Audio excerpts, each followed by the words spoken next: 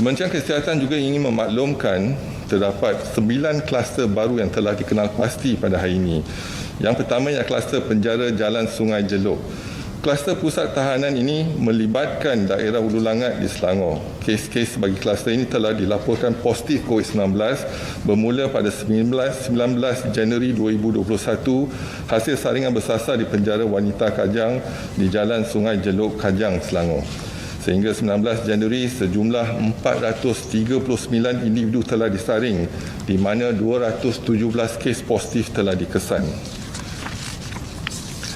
Kluster yang kedua ialah kluster Jalan Masjid.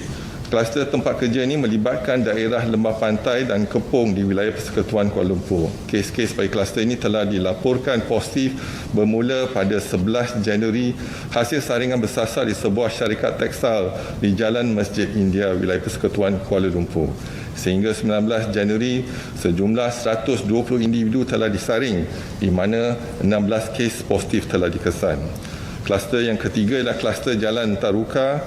Kluster tempat kerja ini melibatkan daerah Johor Bahru di Johor. Kes-kes bagi kluster ini telah dilaporkan positif bermula pada 19 Januari hasil saringan bersasar di sebuah kilang di Jalan Taruka, kawasan perindustrian Tampoi, Johor Bahru. Sehingga 19 Januari, sejumlah 108 individu telah disaring di mana 38 kes positif telah dikesan. Kluster yang keempat ialah kluster Taman Sayong, Penang. Kluster ini melibatkan daerah Kota Tinggi di Johor. Kes indeks pada kluster ini iaitu kes ke-128,014 telah dilaporkan positif pada 7 Januari hasil saringan kontak rapat. Kluster ini melibatkan sebuah majlis perjumpaan keluarga yang terletak di Taman Sayong Penang, Kota Tinggi, Johor. Sehingga 19 Januari, sejumlah 104 individu telah disaring di mana 18 kes positif telah dikesan. Kluster yang kelima ialah kluster Seri Gading. Kluster tempat kerja ini melibatkan daerah Batu Pahat di Johor. Kes indeks bagi kluster ini iaitu kes ke-154,009 telah dilaporkan positif pada 16 Januari hasil saringan individu bergejala. Kluster ini melibatkan sebuah kilang tekstil yang terletak di kawasan perindustrian Seri Gading, Johor. Sehingga 19 Januari sejumlah 48 individu telah disaring di mana 7 kes positif telah dikesan. Kluster yang keenam ialah kluster Rakut.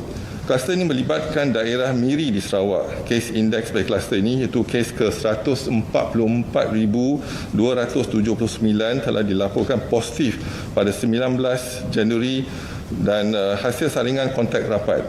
Kluster ini melibatkan sebuah majlis perkahwinan yang diadakan di Sungai Rakut, Jalan Kampung Bakam, Miri, Sarawak.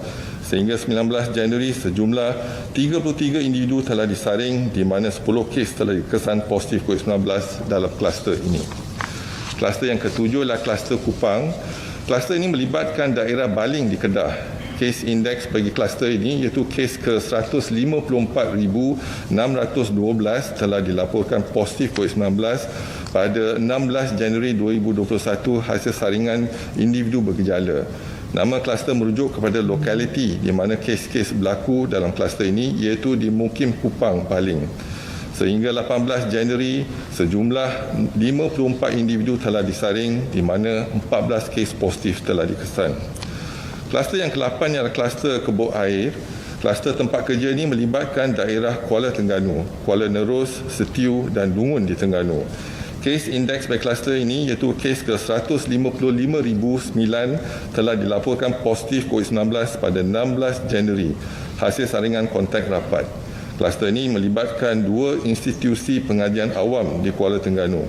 Nama kluster merujuk kepada lokaliti rumah kes indeks di Kampung Kebuk Air, Manir, Kuala Terengganu. Sehingga 19 Januari 2021, sejumlah 264 individu telah disaring di mana 18 kes telah dikesan positif COVID-19 pada kluster ini.